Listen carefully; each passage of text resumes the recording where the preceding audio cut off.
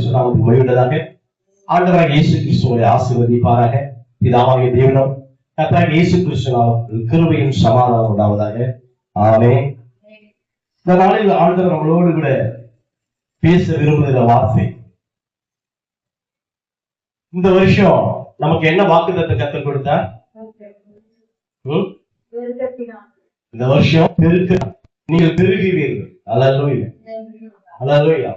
அப்போ பெருக்கத்துக்கான காரியங்களை ஆண்டவர் அனுதினமும் ஒவ்வொரு வாரமும் நம்மளோடு கூட பேசிக் கொண்டிருக்கிறார். ஆமென். கடந்த வாரமும் அதை குறித்து பேசினார், ஒவ்வொரு வாரமும் பேசிக்கொண்டே இருக்கிறார். ஏன்? ஆண்டுடைய இறுதி எப்படிப்பட்டது?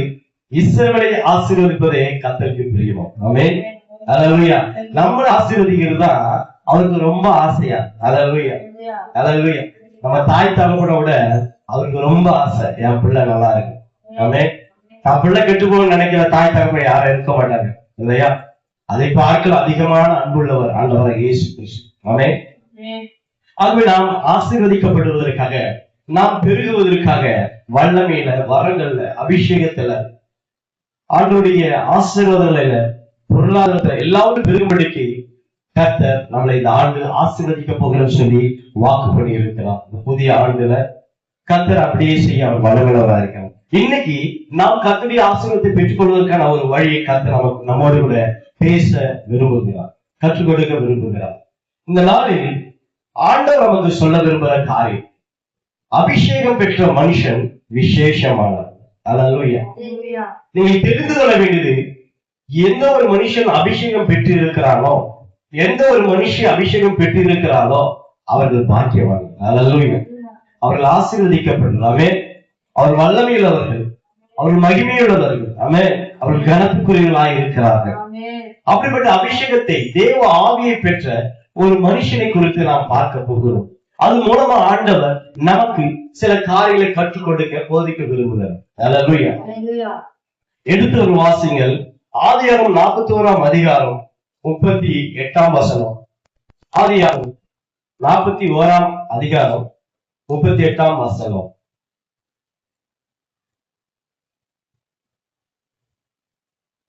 அப்பொழுது பார்வோன் தன் ஊழியக்காரரை நோக்கி தேவ ஆவியை பெற்ற இந்த மனுஷனை போல வேறு ஒருவன் உண்டோ என்று சொல்றார். பாருங்க, அந்த பார்வோன் அரசன் ஒரு சொப்பனத்தை காண்கிறார். அந்த சொப்பனத்துக்கு விளக்கம் அவருக்கு தெரியல. 7 பசுமாடு வருது, நல்ல புஷ்டியான மாடுகள் வருது. பிற்பாடு அவை மறந்து பிறகு 7 அப்படியே நோஞ்சாம் போக ஒல்லியா இருக்கிற, பட்டினினால உடம்பெல்லாம் ஒட்டி போய் இருக்கிற 7 மாடுகளை காண்கிறார், சொப்பனத்தில் பார்க்கிறார். இப்படி சில சொப்பனங்களை அந்த ராஜா பார்க்கிறார். அதற்கான அர்த்தத்தை சொல்லும்படிக்கு மந்திரவாதிகள், குறி சொல்றவங்க எல்லாரையும் கூப்பிடுறாங்க அந்த ராஜா. அது தேவனை அறியாத ஒரு நாடு, எகிப்து தேசம். அங்கு இயேசு கிறிஸ்துவை அறியாத வாழ்கிற ஒரு பூமியா இருக்கிறது. அங்கு இருக்கிற எல்லா மதத்தை சார்ந்த எல்லாரையும் கூப்பிட்டா யாருக்கும் அதுக்கான பதில சொல்லவே முடியல, அர்த்தத்தை சொல்ல முடியல. அப்பொழுதுதான் யோசேப்பை குறித்து கேள்விப்படுகிறான் அந்த ராஜா. கேள்விப்பட்டு அவனை வரவழைக்கிறாங்க. அப்போ அந்த யோசேப்பு அந்த சொப்பனத்துக்கு விளக்கத்தை தருகிறார். அந்த புஷ்டியான 7 பசுமாடு என்னவென்று சொன்னால், 7 வருஷம் தேசத்துல விளைச்சல் நிறைய உண்டாயிருக்கும், ஆசீர்வாதம் நிறைய உண்டாயிருக்கும். அந்த 7 ஒட்டி போன மாடு இல்ல நோஞ்சா போல இருக்கிற மாடு என்னன்னா, 7 வருஷம் பஞ்சம் வரும். அப்ப அந்த 7 வருஷம் பஞ்சம் வரதுக்கு முன்னாடி 7 வருஷம் தானியம் விளையும் இல்லையா, அதை சேர்த்து வைங்க. சேர்த்து வச்சீங்கன்னா அந்த 7 வருஷம் பஞ்சம் வர சொல்ல நம்ம தேசத்தில் இருக்க யாரும் அழிந்து போக மாட்டான்னு சொல்லி ஆண்டுடைய அந்த அபிஷேகத்தினால, வரத்தினால அந்த சொப்பனத்துக்கான விளக்கத்தை யோசிப்பு சொல்லுகிறார். அப்பொழுதுதான் அந்த ராஜா சொல்லுகிறார், அதற்கு ஒரு தலைவனை நியமிக்க வேண்டும். அந்த காரியத்தை செய்வதற்காக 7 வருஷம் எகிப்து தேசத்துக்கு நல்ல விளைச்சல் விளையும். அந்த தானியத்துல என்ன பண்ணோம், சேர்த்து வைக்கணும். ஏன்னா அதுக்கு அடுத்து 7 வருஷம் பஞ்சம் வரப்போகுது தேசத்துல. அப்ப அது செய்யலாம் ஒரு ஞானமுள்ள ஒரு மனுஷன் தேவை, ஒரு விவேகமுள்ள ஒரு தலைவன் வேணும். அப்போ பார்வோன் சொல்லுகிறார், உன்னை போல தேவ ஆவியை பெற்ற மனுஷன் வேற யாரு? அல்லேலூயா. நீ உனக்குள்ளதான் தேவ ஆவியானவர் இருக்கிறார். எத்தனையோ பேர்கிட்ட கேட்டேன், மந்திரவாதிகள் இடத்துல கேட்டேன், பூசாரிகள் இடத்துல கேட்டேன், குறிச்சொல்களிடம் கேட்டேன், ஞான திருஷ்டிக்காரங்கிட்ட கேட்டேன். யாருக்குமே அந்த பதில் தெரியல. நீ தான் அதற்கான விளக்கத்தை சொன்ன, சரியா சொன்ன. அதனால நீயே இரு என்று சொல்லுகிறார். அல்லேலூயா. பாருங்கள், இந்த சொப்பனத்துக்கு விளக்கம் சொல்வதற்கு முன்பாக யோசேப்பு எங்கு இருக்கிறான் என்று சொல்லி நீங்கள் பார்ப்பீர்களானால், வேதத்தை வாசித்து பார்ப்பீர்களானால், அவன் சிறைச்சாலையில் இருக்கு. அல்லேலூயா. கர்த்தருக்கு மகிமை உண்டாகட்டும். சிறைச்சாலையில் இருக்கிறவனை சிங்காசனம் கொண்டு போகிறது எது? அவனுக்குள் இருந்த அபிஷேகம். அல்லேலூயா. அல்லேலூயா. கர்த்தருக்கு மகிமை உண்டாக. உங்களுக்குள்ள அந்த அபிஷேகம் இருக்குமானால், உங்களுக்குள்ள தேவ ஆவியானவர் இருப்பாரானால், நீங்க எந்த நிலையில் இருந்தாலும் கர்த்தர் உங்களை உயர்த்துவார். ஆமென். அல்லேலூயா. அல்லேலூயா. அபிஷேகம் ஒரு மனுஷனை உயர்த்தும் என்பதற்கு யோசேப்பு ஒரு முன் உதாரணமாக இருக்கிறார். அல்லேலூயா. பாருங்க, அந்த சொப்பனத்துக்கு யோசேப்பு விளக்கத்தை சொன்னதும் அர்த்தத்தை சொன்னதும் அந்த மறைபொருளை வெளிப்படுத்தினதும் அந்த பார்வோன் ராஜா சொல்றான், நீதான் அதுக்கு தகுதியான ஆள். அல்லேலூயா. அது வரைக்கும் அவன் தகுதி இல்லாதவன், அவன் ஒரு பாவி, அவன் ஒரு குற்றவாளி என்று சொல்லி எங்க அடைச்சு வச்சிருந்தாங்க? சிறைச்சாலையில் அடைத்து வச்சிருந்தாங்க. ஆனா அவனுக்குள்ள இருந்த அபிஷேகம் அவனை தேசத்துல தலைவனாய் உயர்த்தியது. அல்லேலூயா. அல்லேலூயா. உங்களுக்குள் இருக்கிற அபிஷேகம் உங்களை இந்த தேசத்தை உயர்த்தும். ஆமென். உங்க ஜனங்களுக்கு முன்பாக, உங்க சொந்த பந்தங்களுக்கு முன்பாக உங்களுக்குள் இருக்கிற அபிஷேகம் நிச்சயமாய் உயர்த்தும். அல்லேலூயா. வாசிங்கள் 41:39 வாசிங்க. பின்பு பார்வோன் யோசேப்பை நோக்கி தேவன் இவனுக்கு எல்லாவற்றையும் உனக்கு வெளிப்படுத்தினால உன்னை போல விவேகம் உள்ளவன் ஞானமும் உள்ளவன் வேறொருவரும் இல்லை. அல்லேலூயா. அபிஷேகம் பெற்றவன் ஞானம் உள்ளவன். அல்லேலூயா. அல்லேலூயா. அபிஷேகம் பெற்றவன் யாரா? ஞானம் உள்ளவன். அல்லேலூயா. ஞானத்தின் ஆரம்பம் எங்க உண்டாகுது? கர்த்தருக்கு தான் ஞானத்தின் ஆரம்பம் உண்டாகிறது. கர்த்தருக்கு பயப்படுதலே ஞானத்தின் ஆரம்பமா இருக்கிறது. அப்ப ஞானம் எங்கிருந்து உண்டாகிறது? எங்கிருந்து வருகிறது? கர்த்தரிலிருந்து வருகிறது. அது எப்படி வருகிறது? தேவ ஆவியை பெற்றுக் கொள்வதனால, கர்த்தருடைய அபிஷேகத்தை நாம் பெற்றுக் கொள்வதனால, தேவ ஆவியால் நமக்குள்ள ஊற்றப்படுவதனால நாம் ஞானத்தை பெற்றுக் கொள்கிறோம். ஞானம் உள்ளவர்களாய் இருக்கிறோம். அல்லேலூயா. அல்லேலூயா. ஞானமும் வேகம் உள்ளவர்களாய் நாம் காணப்படுகிறோம். அன்பு சகோதரனே, சகோதரிகளே, தேவ ஆவியானவர் உங்களுக்குள் இருப்பாரானால், கர்த்தருடைய அபிஷேகம் உங்களுக்குள் இருக்குமானால், நிச்சயமாய் தேசத்தில் நீங்கள் ஞானம் உள்ளவர்களாய் இருப்பீர்கள். நீங்க வேலை செய்கிற இடத்துல நீங்க தான் ஞானத்தில் சிறந்தவர்களா இருப்பீர்கள். நீங்க படிக்கிற இடத்துல நீங்க தான் ஞானம் உள்ளவர்களா இருப்பீர்கள். நீங்க செய்கிற காரியம் வித்தியாசமா இருக்கும். நீங்கள் செய்கிற காரியங்கள் விசேஷமானதா இருக்கும். உங்க வார்த்தைகள் ஞானமானதா இருக்கும். அல்லேலூயா. அல்லேலூயா. உங்களுடைய செய்கைகள் ஞானமானதா இருக்கும். உங்களுடைய செயல்களை பார்க்கும் பொழுது ஆச்சரியப்படுவார்கள். இது எப்படி நடக்கிறது? அல்லேலூயா. இது எப்படி உண்டாகிறது? பாருங்க, யாராலையும் வெளிப்படுத்த முடியாத ரகசியத்தை யோசேப்பு வெளிப்படுத்துகிறார். அந்த சொப்பனத்துக்கான அர்த்தத்தை யோசேப்பால மாத்திரம் சொல்ல முடியுது. ஏன்? அவனுக்குள் தேவ ஆவியானவர் இருந்தார். அல்லேலூயா.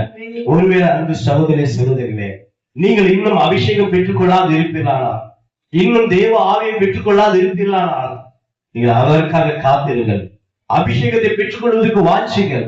கர்த்தருடைய ஆவியானவர் எனக்குள்ள வர வேண்டும் என்று சொல்லி நீங்கள் வாஞ்சிப்பீர்களானால், கர்த்தருடைய வசனம் சொல்லுகிறது, தாகம் உள்ளவன் மேல் தண்ணீரை ஊற்றுவேன். அல்லேலூயா. நீங்கள் அபிஷேகத்தை பெற்றுக்கொள்ள விரும்புகிறீர்களா? நிச்சயமாய் ஆண்டவர் இயேசு கிறிஸ்து உங்களை அபிஷேகத்தால் நிரப்புவார். தேவ ஆவியால் நிரப்புவார். அல்லேலூயா. வாசிங்க 40ஆம் வசனம் வாசிங்க. அதிலே நீ என் அரண்மனைக்கு அதிகாரியா இருப்பாய். நீ அரண்மனைக்கு அதிகாரியா இருப்பாய். உன் வாக்கின்படியே என் ஜனங்கள் எல்லாரும் அடங்கி நடக்க கடவர்கள். உன் வாக்கின்படியே என் ஜனங்கள் எல்லாரும் அடங்கி நடக்க கடவர்கள். பாருங்க, அதுக்கு முன்பாக இருந்து எங்க இருந்தா? சிறைச்சாலையில கைதியா இருந்தான். அந்த சிறைச்சாலை தலைவன் என்ன சொல்லுகிறானோ, அந்த ஜெயிலர் என்ன சொல்றானோ அதன்படிதான் யோசேப்பு என்ன பண்ணோம்? கீழ்ப்படிந்தாக வேண்டும். அந்த எகிப்தின் சட்ட திட்டங்களுக்கு, அந்த சிறைச்சாலை சட்ட திட்டங்களுக்கு, அந்த சிறைச்சாலை தலைவனுக்கு கீழ்ப்படிந்தாக வேண்டும். ஆனா அவனுக்குள்ள அபிஷேகம் இருந்ததுனால, அவனுக்குள்ள தேவ ஆவியானவர் இருந்ததுனால, அவருக்குள்ள பரிசுத்த ஆவியானவர் இருந்ததுனால இப்பொழுது காய் எப்படி மாறுதலா முடிகிறது. அந்த தேசத்தில் இருக்கிற ஒவ்வொரு ஜனங்களும், அந்த தேசத்தின் குடிகள் இவன்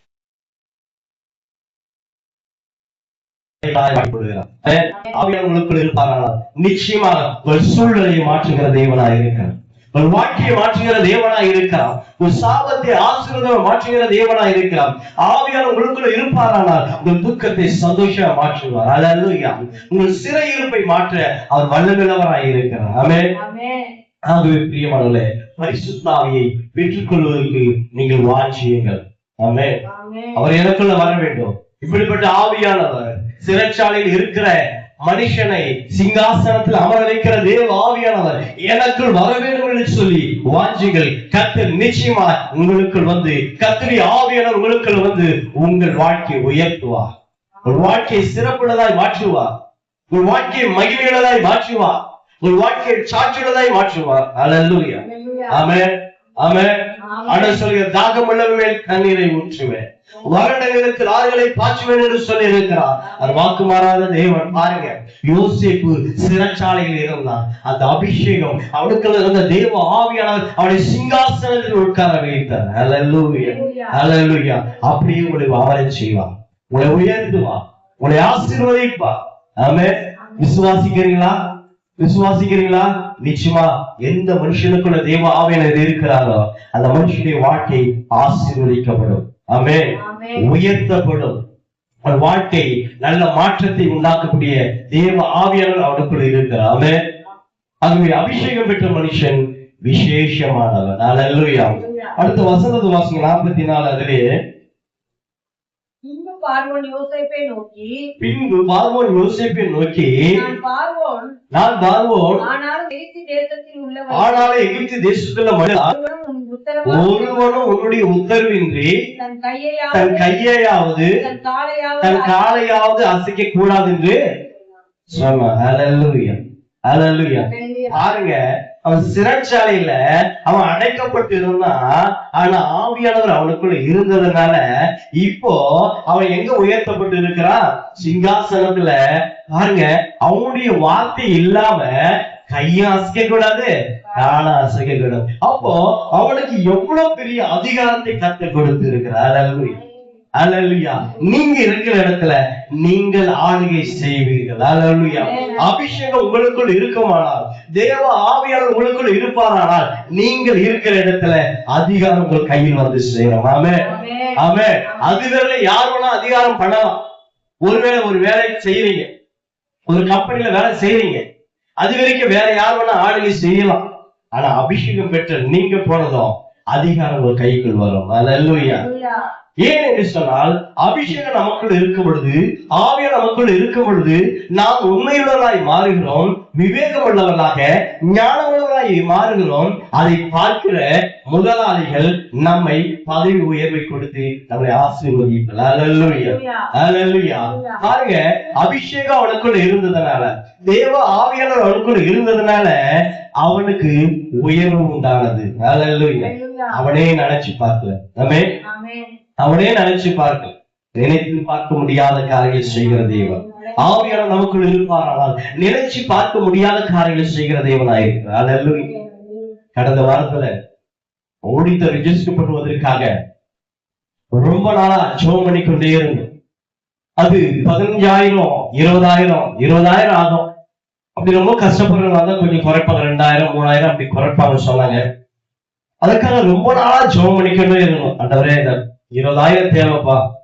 அவங்க இடத்துல போய் பேசும் பொழுது எவ்வளவு கேட்பாங்கன்னு தெரியாது. ஆனா 20,000 சொல்றாங்க, குறைச்சவங்க 2,000 குறைப்பாங்க, 3,000 குறைப்பாங்க. ஆண்டவரே, என் இடத்துல அவ்வளவு பணம் இல்லப்பான்னு சொல்லி ரெஜிஸ்டர் பண்ணி கொடுங்க ஆண்டவர், இந்த ஓடிட்டு சொல்லி ஜெபம் பண்ணிக்கொண்டே இருந்தோம்.